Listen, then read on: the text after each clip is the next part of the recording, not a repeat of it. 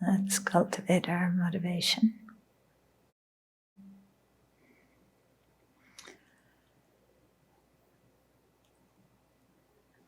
So it's good to frequently bring our minds back to the idea that we are part of a group of all sentient beings, and that all of us are in the same predicament, wanting happiness, not wanting suffering. All of us are confused by our ignorance, and all of us have the Buddha potential.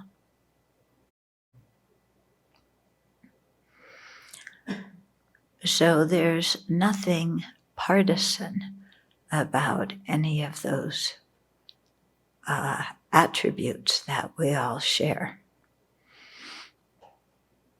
None of them depend on categories that are made up by human beings so that we can differentiate one from another.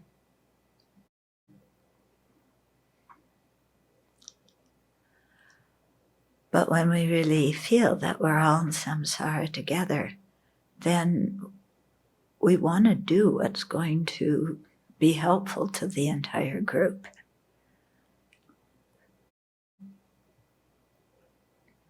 We don't want to harm everybody else, because as a member of a group, we know that when we harm somebody else in the group, we're also adversely affecting ourselves.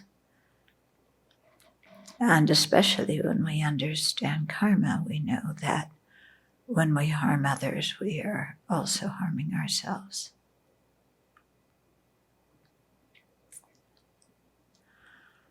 So in our world now, where people seem to be thinking of more and more ways to separate themselves from others and more identities and categories,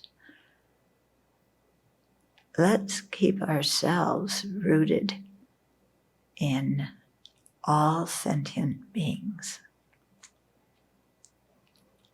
What's best for all sentient beings, and having a compassionate attitude towards all sentient beings,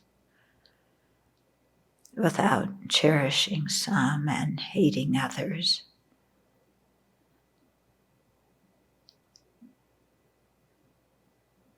But caring for all equally, because in terms of the basic important things in our life, wanting happiness and not suffering, we're all the same.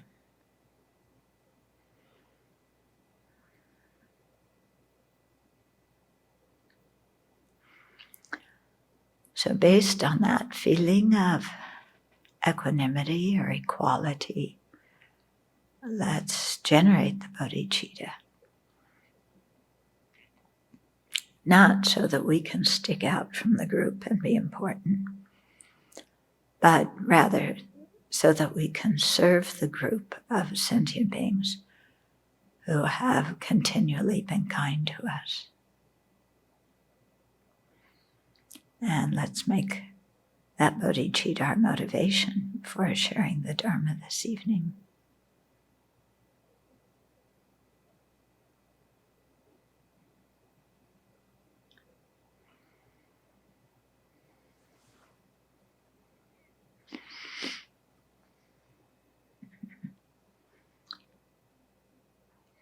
Ding.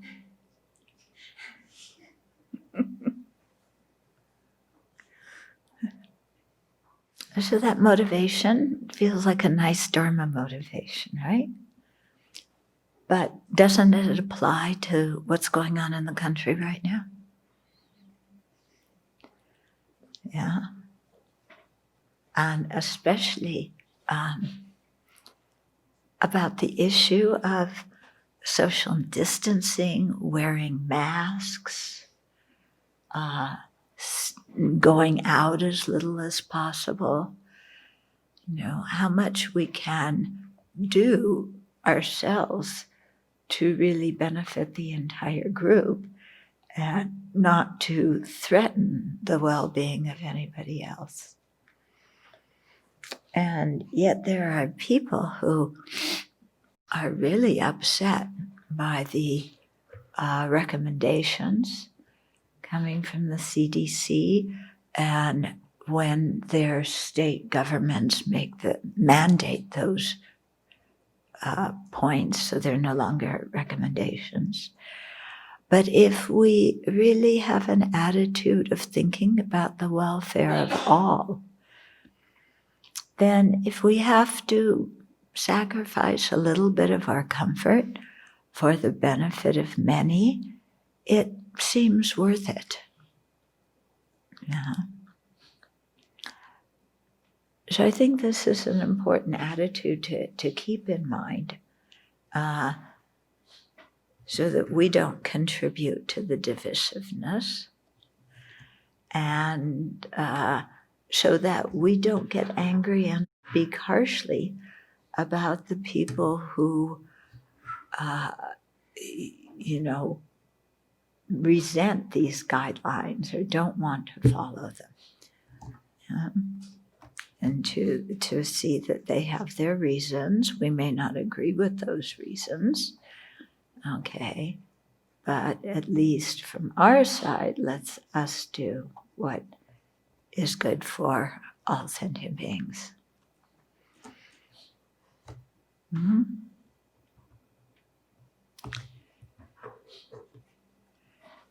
Okay, so whether our leaders encourage us or they don't, whether, no matter what's going on from our side, to be very clear about this. So again, to me, this is another example of how we apply Dharma principles to what's happening in our world and in our life around us. Okay, they aren't just nice things to talk about, but we really try to live them. And so make your masks and make them as beautiful and as decorative as you want to. I'm sure we will, they'll start some kind of fashion competition for masks. They'll have a red carpet now, and instead of your dress, your mask. And then mask prices will start at 50 cents and go to $500, especially if they're made by Gucci or, somebody else. We're so funny, aren't we?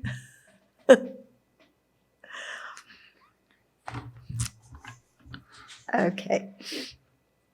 So we're on chapter 10, towards the end of it, on page 226, the section that says Powa, or Transference of Consciousness. Okay, so Powa is the Tibetan word. When it's translated into English, it comes out as Transference of Consciousness. So His Holiness says, Powa is a practice for transferring the consciousness at the time of death so that it will take a precious human life or be reborn in the Pure Lands. Pure Lands are places created by the unshakable resolve and merit of Buddhas where all external conditions are conducive for Dharma practice. There are two forms of Powa, one found in the mind training teachings, the other in Tantra. Okay, so first he's going to do the mind training teachings, Transference of Consciousness. So many years ago, we did the 7-point thought transformation or mind transformation. We should do that again because it's been a really long time since we went through it, and it's very full of lots of good advice. Some of it is in a number of points in it are in volume 5, which in Praise of Great Compassion, which is coming out August 11, and which I have a sneak preview copy. So if you're my friend, I might show it to you. No, Faith, the person who assists Daniel at Wisdom, sent it before the interview, and it turned out very nice. It's really beautiful, and in terms of the contents, it's really a stupendous volume. Yeah. Okay, so in the 7-point thought transformation, the 4th point, elucidating a lifetime's practice, describes a practice of transference of consciousness based on bodhicitta called the 5 forces. Familiarizing ourselves with the 5 forces while alive will make practicing them at the time of death much easier and give us a sense of joy at the time we die. Bodhicitta gives us courage to work for sentient beings. It makes our life meaningful and dispels all despair. Who wouldn't want to have this mental state when dying? Okay. So the first of the 5 forces is the white seed, is done before actively dying, when the mind is clear and can make decisions. Okay, so these are the 5 in the context of when somebody's dying, not the 5 during life. Okay, but you can practice them even when you're alive. It's the same. Okay, so the white seed. So what do you do with the white seed? Create merit. Free your mind from attachment to possessions by giving them away. Yeah, one young man who I was counseling over a period of time when he was dying, when I lived in Singapore. This was in 88. And he was very good without me saying anything, He gave away his possessions. He really believed in karma. He was quite a devout Buddhist. He had just been accepted to go to Tulane University. And so for a Singaporean to get to go to a foreign university is a big deal. But before he could go there as a graduate student, he got cancer. So the whole thing had to change. But he was very good and gave away his possessions. His most treasured possessions were his books. So he saved those until the very end, but he also gave those away. And actually, as he was dying, he called his sister over and reminded her to give donations to the various temples and monastics. Right? Like one of his last thoughts is doing that. Quite amazing. So forgive all those you have harmed, who have harmed you intentionally or unintentionally, and apologize to all those whom you have harmed. So this is very, very important, and I would advise not waiting until we're almost dying to do it. Okay? So if we have bad feelings about somebody, we need to clear them up. Yeah, and sometimes it could be by talking to the other person. Sometimes we've lost touch with the other person, or they don't want to see us, so we can't apologize directly to them, or we can't forgive them directly. But the important thing is that in our own mind, our attitude is changed. What I've discovered over the years is I think, I've cleared up all my negative feelings towards different people over things that have happened. And then some small thing will happen, and I'll remember something that happened many years ago, even to somebody who I don't think about very much, but in that one incident, which, I haven't really talked to that person much, but in that one small incident, they did something or said something that I was offended by, and it's still in my mind. I haven't released it. It's very, I don't know if you find this, it's like, oh, how did you get in there, nasty thought, resentful thought? I don't want you to hang around any longer.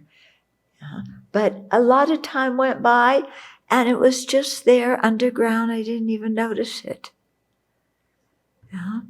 So to really, of course, the bigger things we need to forgive and apologize for, I'm sure will come to the mind very quickly. But as we do this practice over time, there come more and more subtle kind of things. Okay, but, best to clear it up on a daily basis if we can. And anything that we've stockpiled over the years, over the decades, pull them out and clean them up now.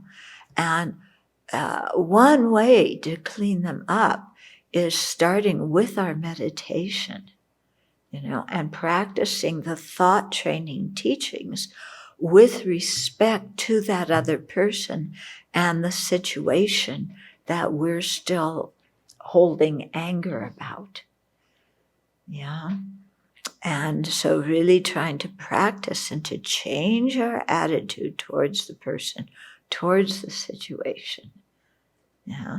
And then, forgive them, and also own our part in it and what we need to do to apologize. Okay. So if we do that, then, and we keep up with it on a daily basis, then when we go to bed at night, our heart is peaceful, it's clear. We're not tangled up, kind of.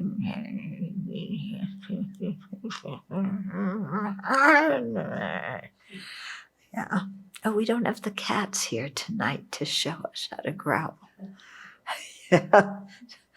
When we need an example of growling, they aren't here. Okay.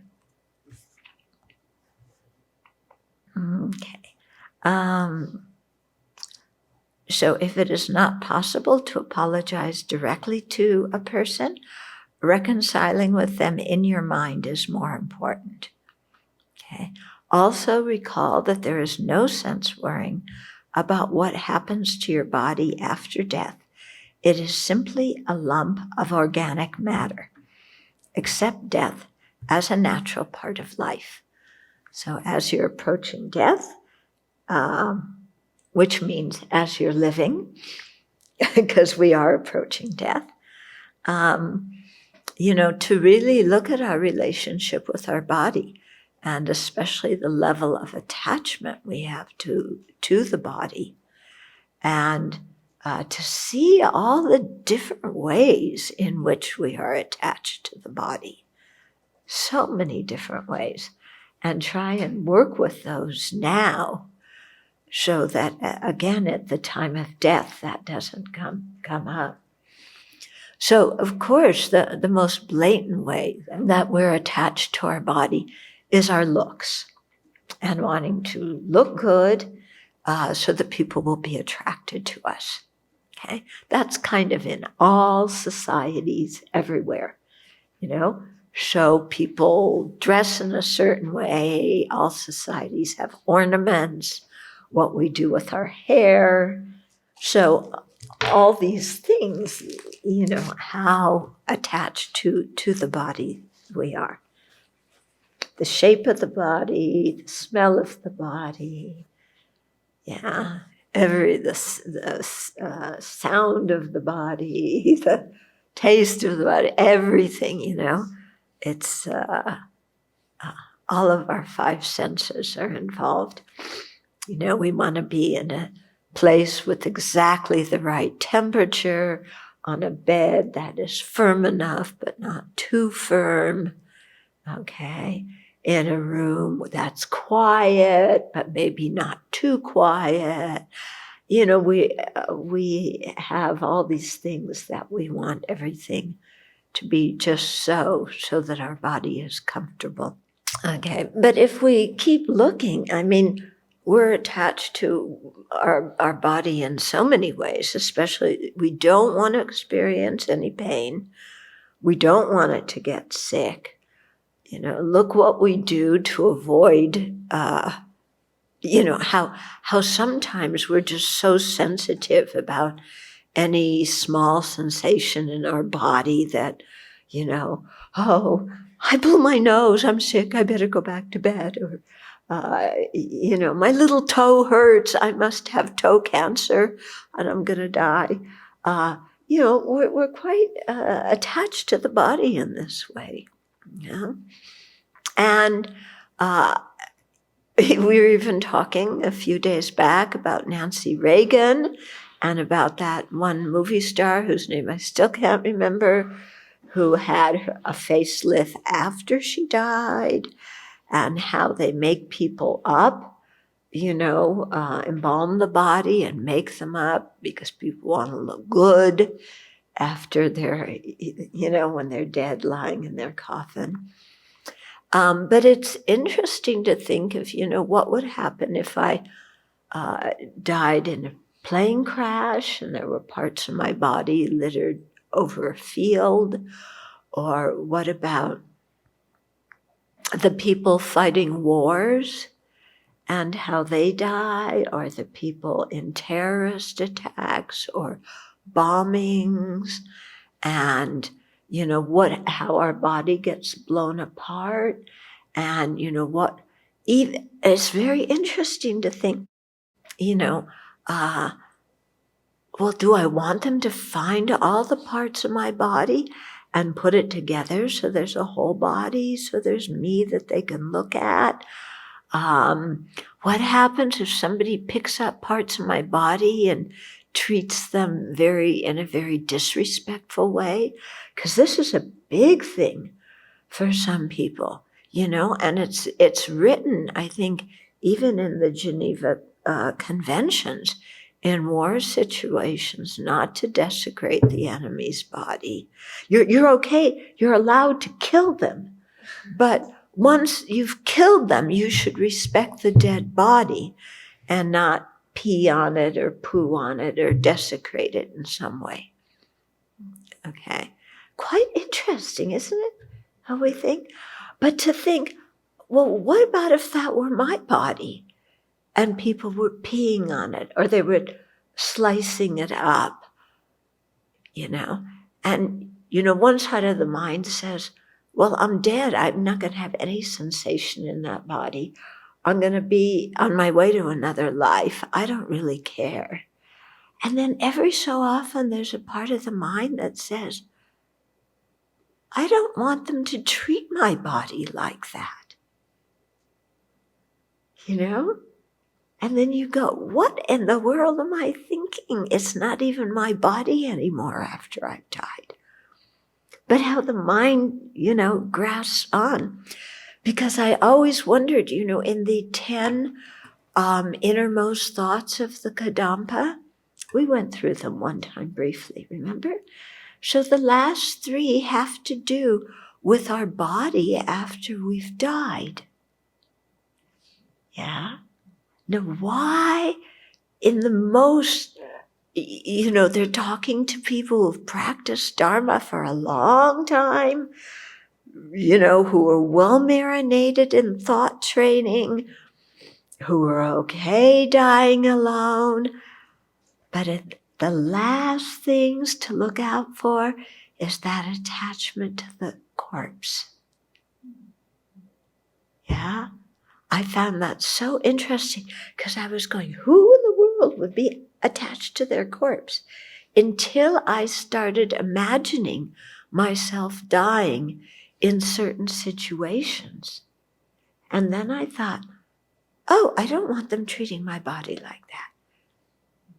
But what a stupid thought when it's not even my body. And when I am, no longer me, and the consciousness is in the process of going on to another rebirth. Okay, so what my point is there are many, many ways in which you're attached to the body. Yeah, and so it's good to spend some time looking at all of them. Yeah. How do we think about death? How do we even react to the mindfulness of the body and the 4 mindfulnesses?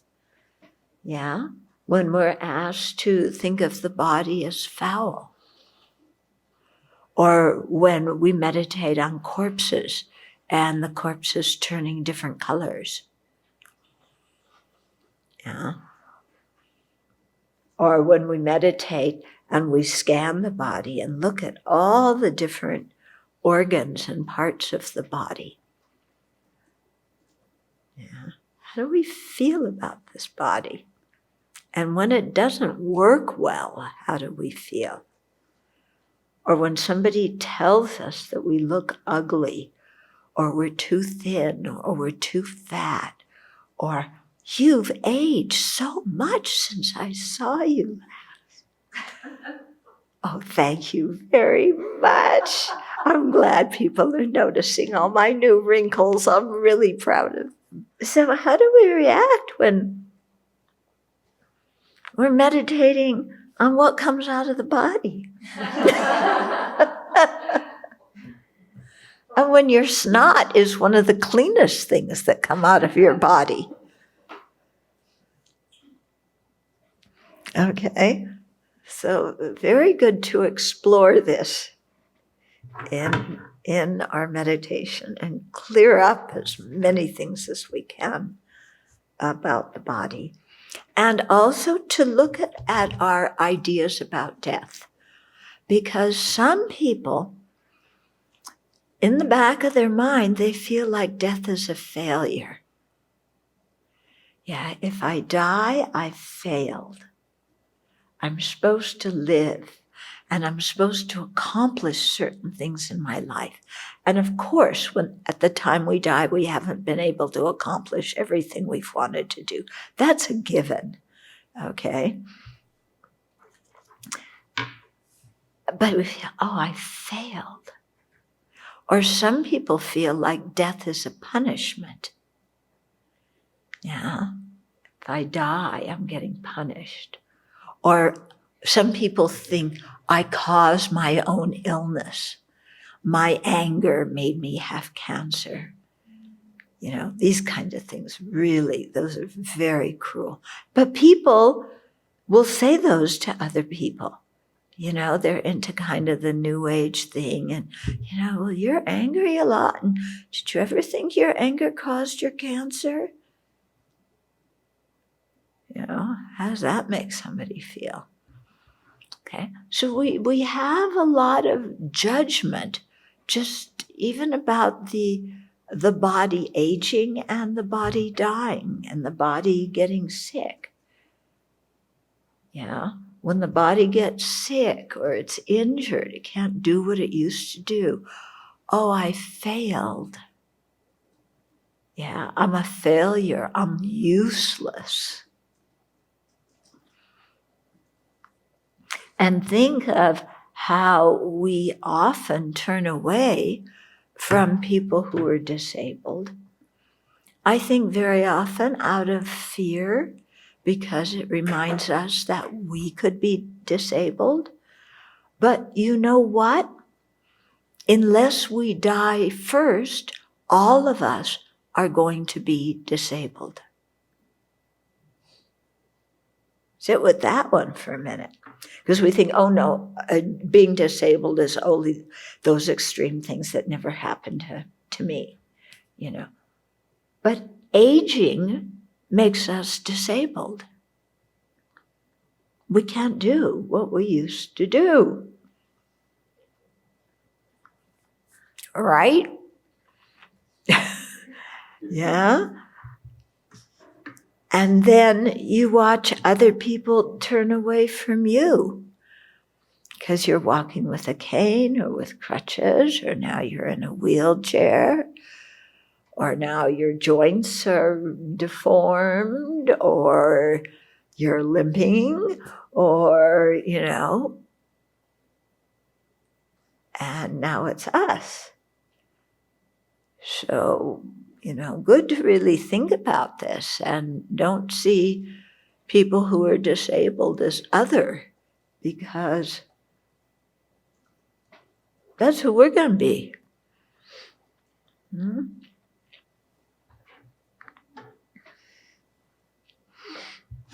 Okay, so accept aging, death, sickness as a natural part of life. So that's the first of the 5 forces, the white seed. The second is the force of aspiration. So do the 7 limbs, okay? Visualize prostrating and making offerings to your spiritual mentors and the 3 jewels. So this is what we studied yesterday in Shantideva's Bodhisattva's way.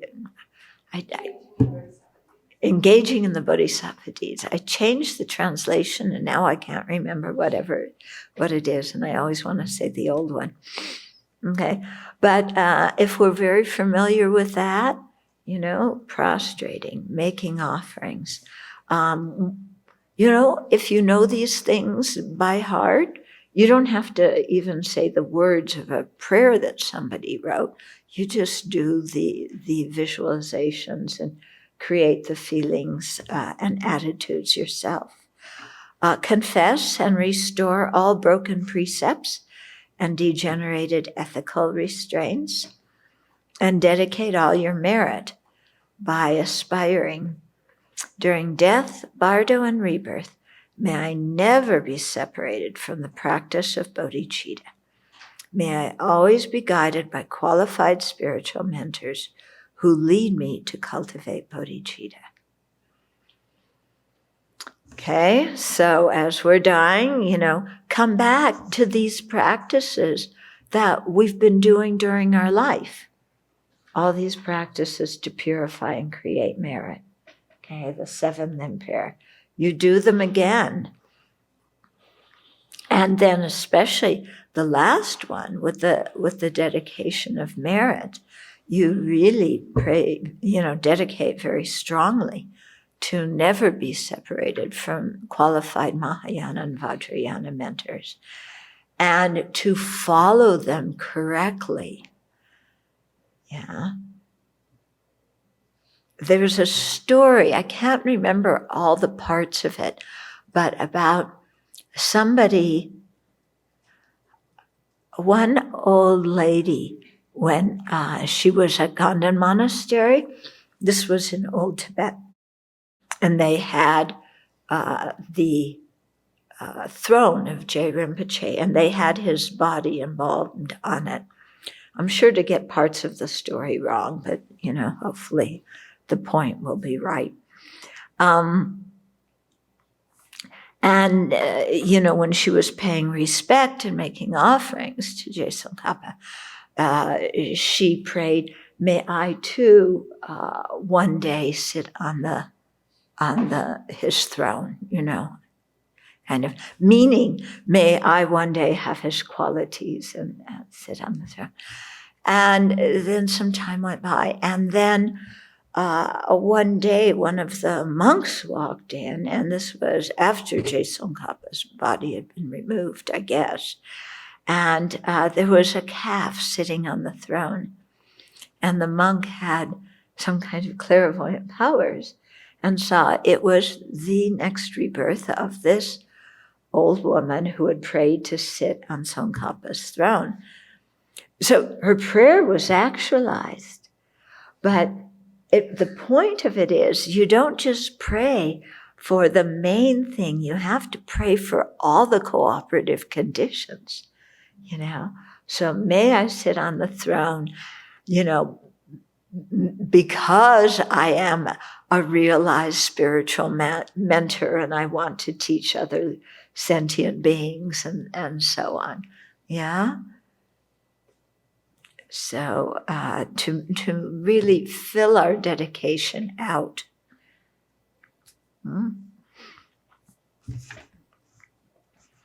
Okay. And then also to really set that intention during death, bardo, and rebirth. I don't want to be separated from the two bodhicittas, conventional and ultimate bodhicitta. Because that's important to, keep in your mind as we're dying. Third is the force of destruction. Seeing that grasping the self, possessions, friends, and relatives as inherently existent is the chief cause of cyclic existence. Try to eradicate it by contemplating impermanence and emptiness. Make a strong determination not to let your mind fall under the influence of ignorance, animosity, and attachment. Okay, so again, focusing the mind on impermanence. Whatever is appearing to my mind, it's not going to be there forever. So don't get wigged out about it and don't get desirous of it either.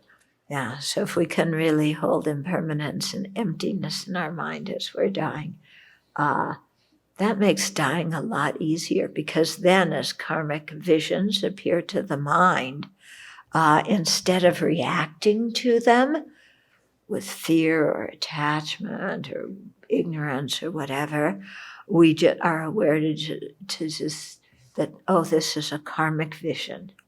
It's kind of like if you're dreaming, if you have the ability to be aware when you're dreaming, then even you're having a nightmare, you don't freak out because you're able to say in your dream, this is just a dream, it's not real. It's helpful in our daily life to do that, sometimes to train the mind so that when we're in either situations where we really like stuff or we really don't like stuff, to think this is just an appearance to the mind. Because we usually don't react to things as appearances to the mind. We react to them as they are real. And this is real, so I have to have an opinion about it. Because my mind is already interpreting it to mean this or that. And then I'm judging it, and I'm having opinions about it, and I'm generating emotions about it. And I'm making a court case out of it, and on and on and on. Whereas if we're able to catch that whole thing at the beginning and say, it's just an appearance to the mind. Okay, there's somebody insulting me, but it's not a real person and it's not real insult. It's just an appearance to my mind. Thank you. That line of thinking is so attractive, but at the same time, it seems like it takes all the fun out of life, or like the life out of life. It's like we're just floating through ether and images are appearing, but nothing is tangible. And how do we feel like we're still alive yet not believe so strongly in these appearances? Yeah. Well, what is it that makes us feel alive? When do we feel most alive? When our grasping at self is the strongest. Yeah, and we don't go to great extent to reaffirm ourselves in one way or another. If we really look, we're constantly trying to reaffirm that I exist. And our emotional reactions are one way that this happens. Yeah. Oh, this wonderful thing. I'm going to get interviewed by ABC. Oh, for 3 whole minutes, and they'll put me on television. And, I wish my parents were still alive. They would be so proud of me. I'm going to be on ABC. Maybe next week I'll be on NBC, and then CBS, and then CNN. But not Fox News.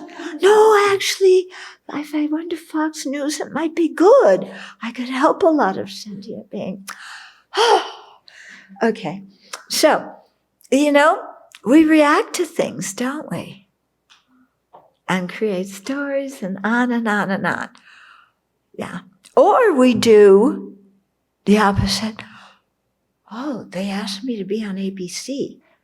Oh, no. That means it's going to be on national television, and all these people are going to see me. What am I going to say? I don't have anything to say. Yeah, they're going to interview me 3 minutes. It might as well be 3 hours. What am I going to say? Be nice to other people. Yeah, she's going to say, tell me the essence of Buddhism. And I'm going to say, be nice to other people. And the interview is going to say, what? What? We asked you to say something profound. And then my reputation will be ruined. And I won't be able to go on NBC or CBS. Or CNN. And I'll be stuck with Fox News, and they may not even invite me. Oh, this is terrible. My whole reputation is going to be ruined. So we feel very alive when we're thinking like that, aren't we? We're so alive because everything's revolving around me, and it's all so incredibly important. What people think of me, my reputation, and I am representing Buddhism for 3 minutes to the national audience, and it'll even be an international audience. I'm alive. This is just ego grasping. Yeah? This is exactly when they talk about grasping true existence. It's exactly what's going on. Okay? So if we grasp the happy things, we're also going to grasp when we fall on our face and when the happy things turn out to be awful, like I make myself look like a jerk on this interview. And then that gets really blown up, and that is like so awful. And all my teachers are going to call me and they're going to say, you were representing Buddhism on ABC national television, and all you had to say was be nice to other people. You think that's all we've been teaching you for 40-some years? Anyway, you still haven't learned it. Yeah. So it's like that time when somebody asked exactly what your question was to His Holiness in a public talk and said, without suffering, we don't know happiness, and then our life is so boring. And His Holiness said, well, maybe I don't go quite as high up as some people emotionally, but I also don't get so down like they do emotionally. Some kind of steadiness. And that's okay. I like that. Yeah. Does he seem like a miserable person who's not alive, who's deadbeat? Yeah, he's more alive than any of us. Okay, 4th is the force of motivation. This is a strong intention to practice bodhicitta during death, bardo, and rebirth. Develop a strong motivation to practice the two bodhicittas, conventional bodhicitta, which is the altruistic intention, and ultimate bodhicitta, the wisdom realizing emptiness. Aspire never to be separated from the mind training practice and the two bodhicittas in any of your lives. Yeah, just generating that aspiration is powerful. Can we remember to do it? Yeah, we better write that in our Dharma will and hope that when we die, somebody remembers we had a Dharma will and pulls it out. Will our friends remember we had a Dharma will? Will they know where to look at it? Yeah, they'll open the filing cabinets in her office, start tossing out paper, or go into our private filing cabinets. My filing cabinets, which I had organized in a certain way, and now you're tossing out the paper to find my Dharma will. Yeah, will they remember to do that? Will they clean up all the paper afterwards? Will they do what we wrote? Yeah. Will we even remember? Okay. So this is, why it's good to have a responsible Dharma friend around when we die. Okay, fifth is the force of acquaintance or familiarity. At the time of death, do the taking and giving practice to increase your love and compassion. Especially think of taking on the pain of others who are dying and transforming your body and merit into whatever others need and giving it to them. Meditate on emptiness, especially the absence of an inherently existent person who is dying. Can you imagine when you're dying, meditating on emptiness and then realizing there's no one dying? Yeah, there's no one dying.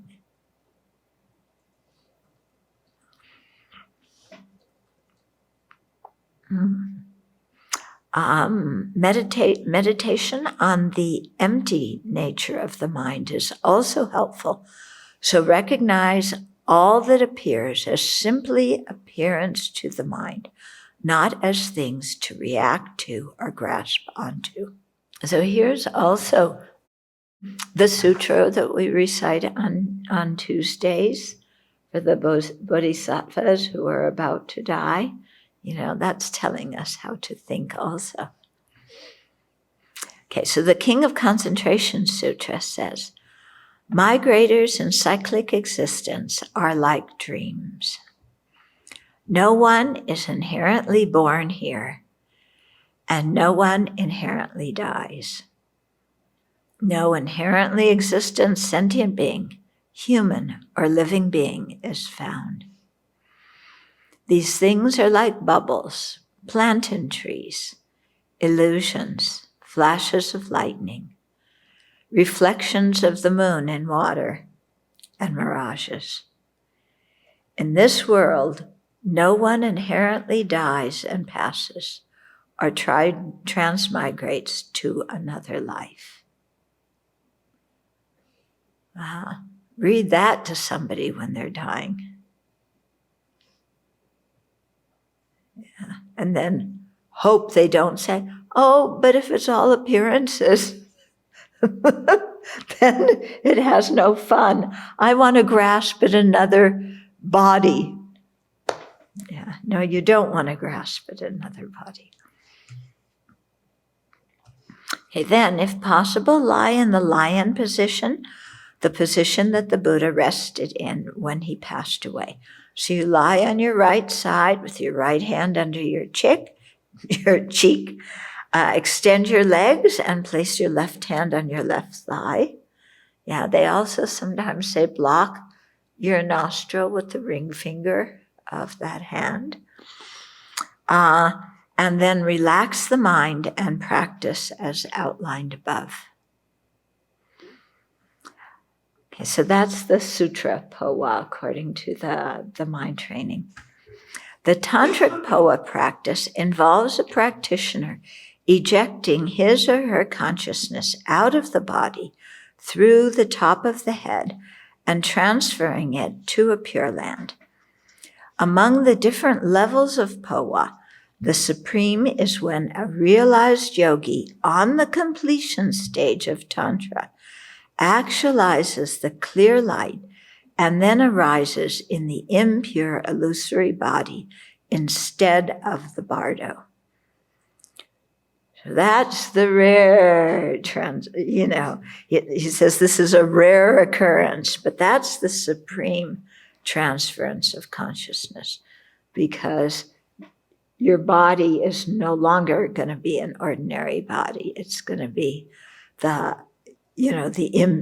impure illusory body, with the example clear light, and then it makes it very easy at that point in the bardo or in the next life to realize the actual clear light and the pure illusory body. But how many of us are going to be at that level? Powa enables a skilled practitioner to take rebirth with excellent conditions for Dharma practice. After 1959, some Tibetans who were to be imprisoned by the Chinese communists, or in 1959, some of them who were going to be imprisoned by the Chinese communists, made their consciousnesses leave their body through Powa rather than be subjected to imprisonment. By means of meditation and visualization techniques, they severed the connection between their body and the subtlest mind and projected the subtlest mind into a Pure Land where they could continue practicing the path. So these were a few very highly realized practitioners who had practiced Powa during life and who knew the exact time to do it, okay? Because we're going to continue here, and you'll see. As taught in the Tantric texts, Powa is to be done by the practitioner himself. So you're supposed to do it yourself when you're about to die. To be able to meditate in this way at the time of death or while dying, one must receive empowerment, first of all, and second, train in Powa while one is healthy and alive. So this is something that requires a lot of meditation while we're healthy and alive. And also, while training in Powa, it is essential to do the practice of a long life deity. Why? Because when you practice Powa when you're alive, you're practicing, visualizing, ejecting your consciousness out through the top of your head, because that's what you want to, what you're going to do if you do Powa at the time of death. But because you're practicing what is going to happen at death, you need to do a long life practice to make sure your consciousness stays in the body, and doesn't leave prematurely. Okay, a person who has not practiced Powa consistently while alive will not be able to perform it when dying. Okay, when a practitioner through meditation has attained some control over the wind energy in the body and mastery over his mind, and feels that death is imminent and cannot be avoided, okay, he transfers his consciousness to a Pure Land. So this is what the situation has to be. Death is imminent and it can't be avoided. So you're not going to do it just because you're fed up with somebody or, something like that. He does this while he still has enough physical energy and mental concentration to properly perform the practice. If he waits until the body is weak, transferring the consciousness could be difficult. But doing it too soon resembles suicide. So great skill is required to perform Powa at the proper time. If the Powa practice is done irresponsibly or without the proper motivation, there is danger of inadvertently shortening one's life. Although the person does not go through the 8 dissolutions in a prolonged manner, they do occur in the proper sequence. Okay? So you can see, to do Powa at the time of death, one has to be a really skilled, well-practiced practitioner. So His Holiness continues. It was very interesting talking to His Holiness about all of this, because he has a very particular attitude towards Powa and concern about people doing Powa. Powa is not a substitute for practicing the Dharma daily. Okay. Why does he say this? Because there's some masters that teach Powa, and the disciples, transfer your mind to a pure land. This is like a really exciting practice, and you visualize the going up, and you go hick, and you go pay, and it's like, and then if you get some sign like, it becomes soft here and a little mushy, it's like, oh, I'm getting somewhere, And so some people get really excited by the Powa practice, but they don't do the rest of the Dharma practice, like the 7-limb prayer, and generating bodhicitta and all these other kinds of things. So he says it's no substitute for practicing the Dharma daily. Tantric practitioners should continue practicing taking death, bardo, and rebirth into the 3 Buddha bodies. If at the time of death they are not able to actualize the path itself, they do Powa in order to carry on Dharma practice continuously in their future lives. So if they're able to transform death and bardo, then they do that. If they can't do that, then they can do Powa and transfer their mind to a pure land. Okay? And so the motivation is that, one of bodhicitta, so you can keep on practicing in your future life. So Powa is specifically for those who have engaged in serious tantric practice during their lives. If you neglect to purify negativities, accumulate merit, and meditate on renunciation, bodhicitta, and emptiness while alive, and at the time of death ask a lama to do Powa for you, it is difficult. Why does he say that? Because that happens a lot. It happens more often than an actual tantric practitioner transferring their own mind. Okay, so what people do is they're dying, or when they ask somebody to call a lama to do Powa for them, or I've seen in some countries I go to where there's been a group of people who have learned Powa and practice it. Then they all sit down together and do Powa for their friend who died.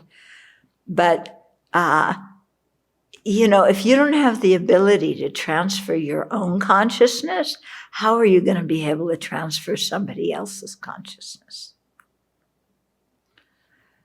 Okay.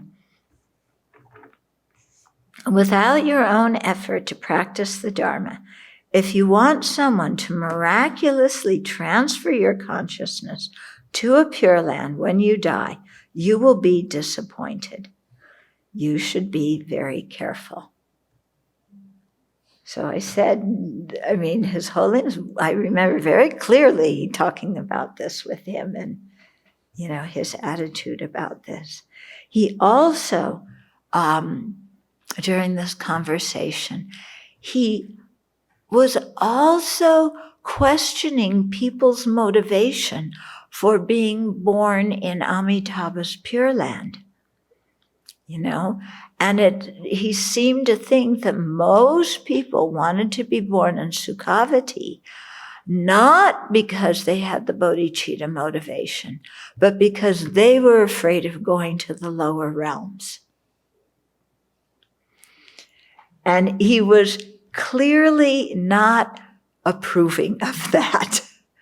In other words, if you want to go to Sukhavati, you should do it for the proper with the proper motivation, for the proper reason, not just out of a selfish reason so that you don't have a bad rebirth.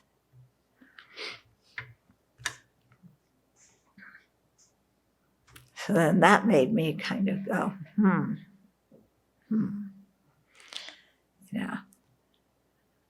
Because it was almost as if he were saying, do you want to go to... You're kind of chickening out because your bodhicitta isn't that strong. Yeah. If you really were practicing bodhicitta well, you would, stay and help sentient beings. But on the other hand, it's good to be born in a pure land if you have bodhicitta, because then you can actualize enlightenment faster, hopefully, and then show up back here. Yeah. In the meantime, His Holiness has to hold it all together himself.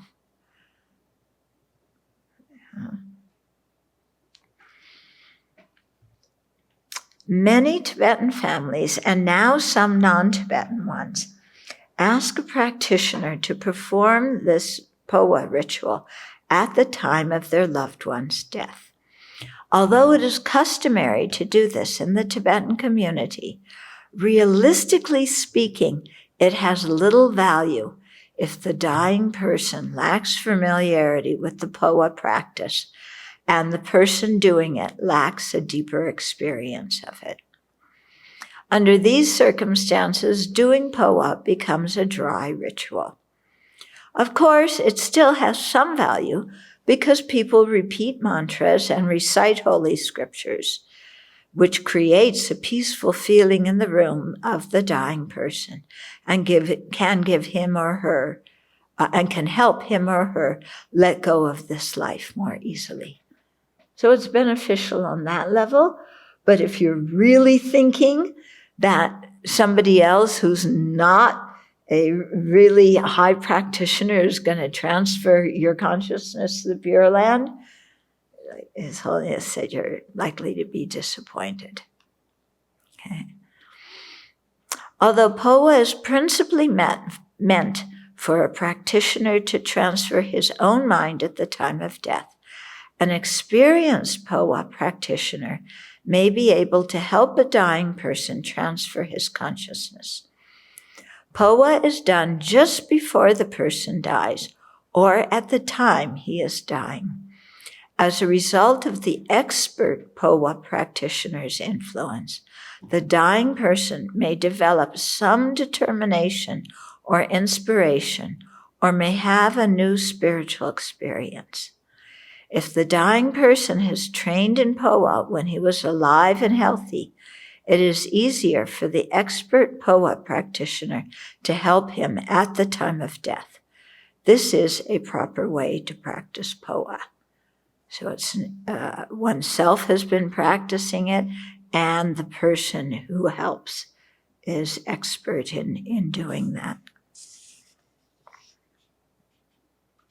Some people become excited at the prospect of Powa, especially because the physical signs such as fluid or swelling at the crown can appear when they practice. This is due to the impact of the winds in the body. It is not indicative of high realization.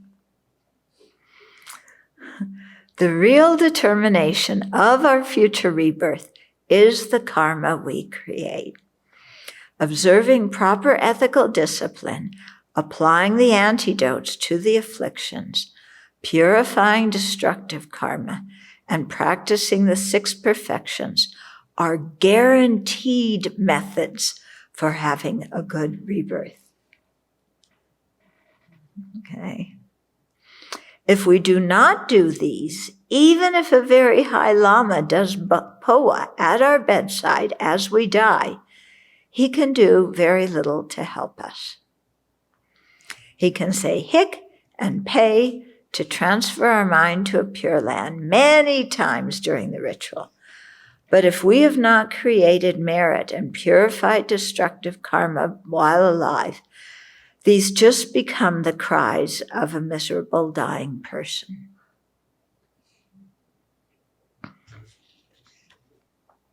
In short, depending on the person, different meditations could be practiced at the time of death. People who are more familiar with the 5 forces will do that. Others who have trained well in taking death, intermediate state, and rebirth into the path to the 3 Buddha bodies will practice that. Those who are well trained in Powa can rely on that method. The main point is that whatever practice we do should be done with bodhicitta. It should transfer our mind and place it in a virtuous state at the time of death.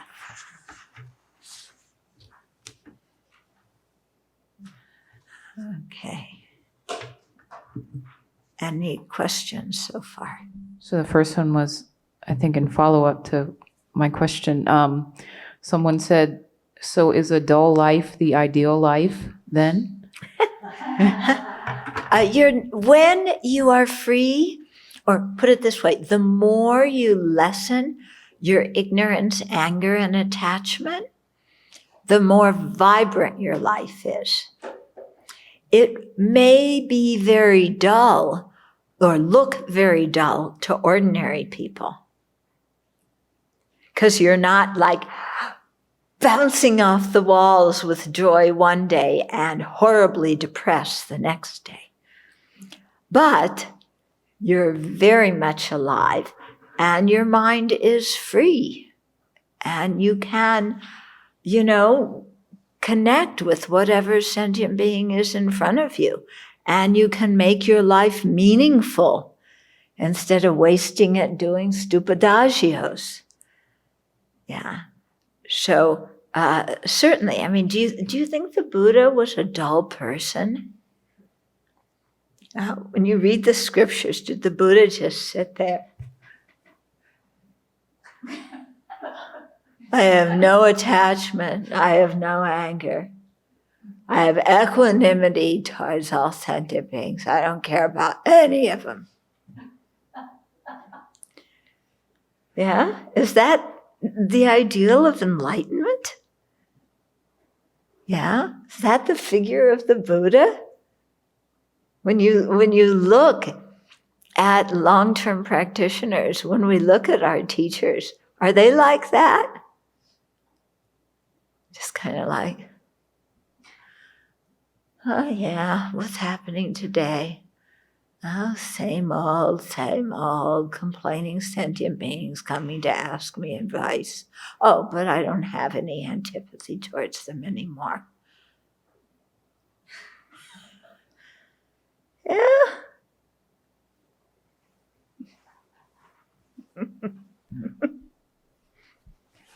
Then next question. Can one actually get to a Pure Land without a good motivation? I doubt it. I severely doubt it. Yeah. There may be a few cases, but I can't see what would cause rebirth in a Pure Land without somebody having a good motivation. Because first of all, they wouldn't even want to go there. Somebody without a good motivation, it's like, I want to be born where there's lots of casinos. I want to be born where there's bars and discotheques and strip clubs. They're not going to say, I want to be born. I want to go to the Pure Land. In fact, they may even see the Pure Land as a frightening place because they think it's going to be boring.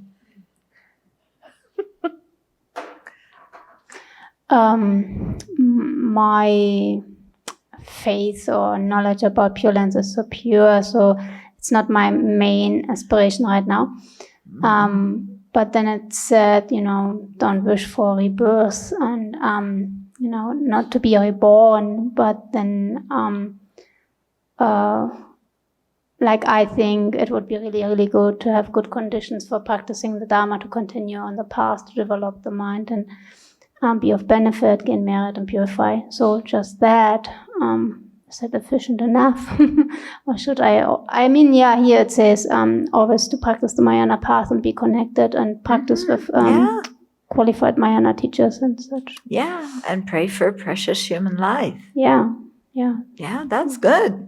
And what is most beneficial for myself and others. Right. And not to be separated from the good teachers and to follow them well. Because you see some people, they meet really excellent teachers, they can't understand them, or they think that they're a little bit weird, or, they can't see the qualities of the good teachers. When meditating on aging and death, how do one will feel or deal with it when one no longer physically able to do a prostration or physically do anything at all? You mean how would you feel or how would you practice?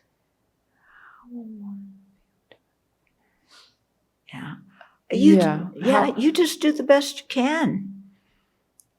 Yeah. Or when one is no longer able to sit for meditation. Yeah, then you stand for meditation. Then you lie down. Then you sit in you don't have to sit cross-legged. You sit on a chair. You sit on a bench. You do a headstand. You do whatever you can, So they always say, this is the best way to be. But of course, all of the practitioners age and all of our bodies fall apart. And so when that happens, you just adjust to it. Yeah, and you do the best you can. I mean, I'm having trouble with my legs, so I do the short prostration. Yeah, you do like that. You can't sit on the floor, you sit on a chair. Doesn't have to be a big thing. Because what's important is the state of your mind. When it was talking about tantric power, it said you reject your consciousness to a pure land, and the supreme one is a realized yogi on the completion stage, actualizing the clear light and arising as the impure illusory body instead of the bardo. Are they the same thing, or is arising as the illusory body in a bardo different than going to a pure land? I think they would probably be different. Okay. Yeah. Because if you're born in a pure land, you don't have to have an illusory body. Yeah, there's different kinds of pure land. And I mean, in Amitabha's pure land, you don't have to have tantric realizations or be a tantric practitioner to be born there. And you said that the last three innermost jewels have to do with how we relate to a corpse. Or how we relate to our body dying. I can't remember them exactly. Do you have them in front of you? I do. Okay. Be willing to be expelled from the ranks of so-called normal people. Be willing to be regarded amongst the ranks of dogs. And being completely involved in attaining the divine rank of a Buddha. Or those are the three mature attitudes towards being expelled, finding, and attaining. Are they the last of the three? Well, anyway, there's somewhere in the 10 innermost. Do you have the other ones that maybe I was incorrect in saying they were the last of the three, but there's some definitely about the body. Yeah, maybe it's the trusting acceptances where there's four of, as our innermost outlook on life, be willing to accept Dharma with total trust. As our innermost attitude towards following the Dharma, be willing to accept with total trust, even becoming a beggar. as our innermost attitude towards becoming a beggar be willing to accept with total trust, even having to die. As our innermost attitude towards death be willing to accept with total trust, even having to die friendless and alone in an empty place, in an empty cave, in a deserted place. Yeah, that's it. Yeah. I really appreciate how clear His Holiness is in talking about who is really qualified or should even be doing this Powa practice. Before I came to the Abbey, I was in a place where they were inviting a particular Rinpoche to come and give the Powa. And people were so excited about that soft spot in their head. And so, I was so new to the Dharma. I was just clueless. And I got caught up in this, and I just felt really like a loser because I didn't get that. He would go around and check people's heads, and mine didn't have a mark. And but it was so totally inappropriate for me, and I suspect, I don't know, just about everyone else. These are beginners. Yeah, So people need to build a good foundation, but the roofs often glitter, and they want to build the roof first. So he's saying, if we are limited due to physical condition and we adjust by relying on the state of mind, what happens when our mind is no longer stable? Like, for example, physical pain that causes instability in the mind. How does one continue to practice? Well, you do your best. What more can I say? You've been given the instructions. You do your best to follow them. When you can't follow them exactly, you change this or you change that so that you can do your best to go in that direction. Yeah. If the mind is so they're saying, what happens if your body's not working properly and your mind is overcome by physical pain? Is that it? Yeah. Okay. So what are some of the antidotes the Buddha gave for meditating when you have pain? What are you going to do? Taking and giving meditation. So that one, the taking and giving, if you've practiced well, that one will come to your mind immediately because you've been practicing it during all the times when you had the sniffles and all the times when you had tummy aches. And so okay, physical pain, practice the taking and giving meditation, or practice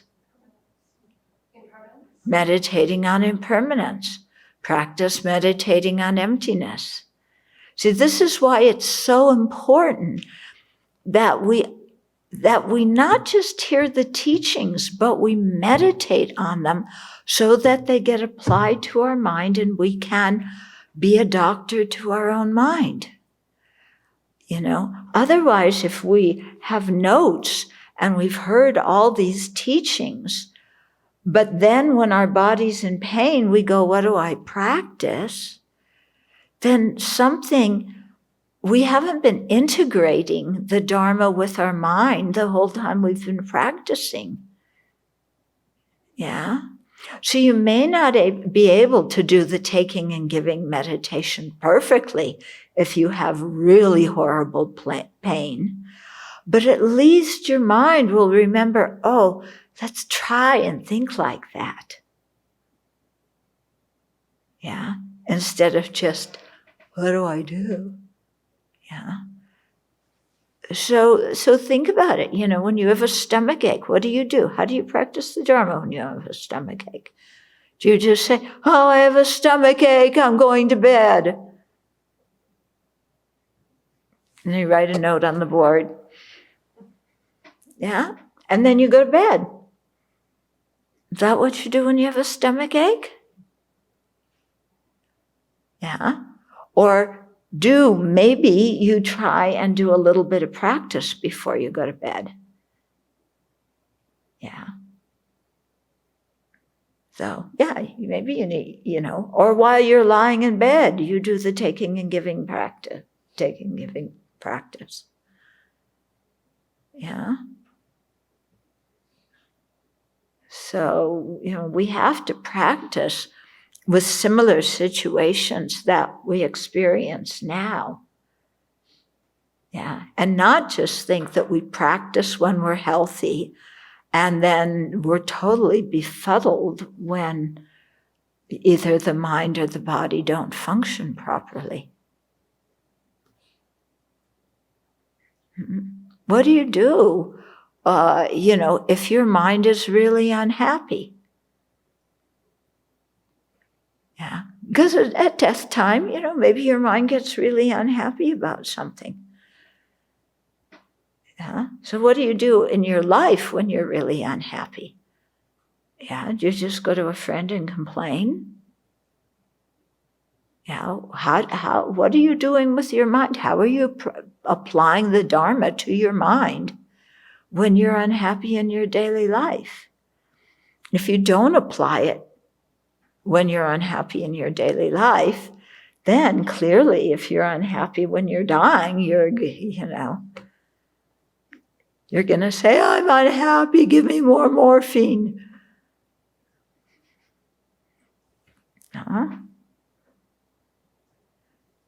So, people may need more morphine when they're dying.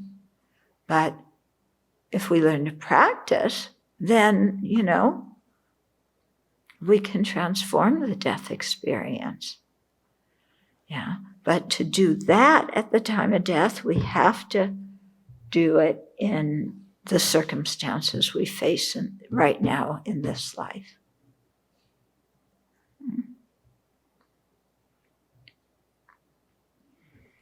Because it's really like going to get your driver's license.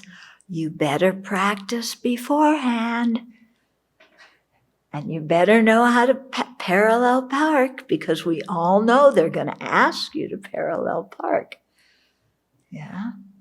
So don't think that you can just ignore the driving lessons. And as long as you know where the gas and the brake are, that you're going to pass the driver's test. Yeah. So. Okay. Good. So we'll start on the next few chapters about karma.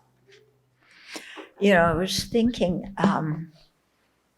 when George Floyd died, we all know that he called out for his mother. Yeah. Which is really moving, that he did that. But I remember a story last time when I was in India, just last December. I was talking with Serkan Rinpoche, and he was telling me a story about one of his teachers. And he said that teacher was very modest and didn't talk about his meditation or his internal experiences, hardly at all. But one day something happened, I don't know what, and his teacher started talking about things. And his teacher happened to say, when you're suffering, you call out for your mom. But when I'm suffering, I think of my Lama.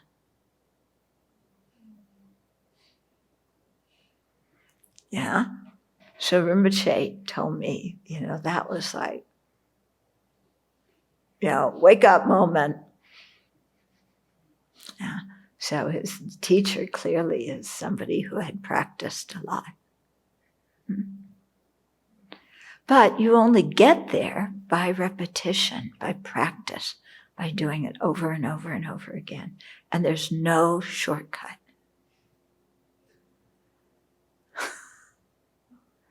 And if you don't like that fact, you can complain.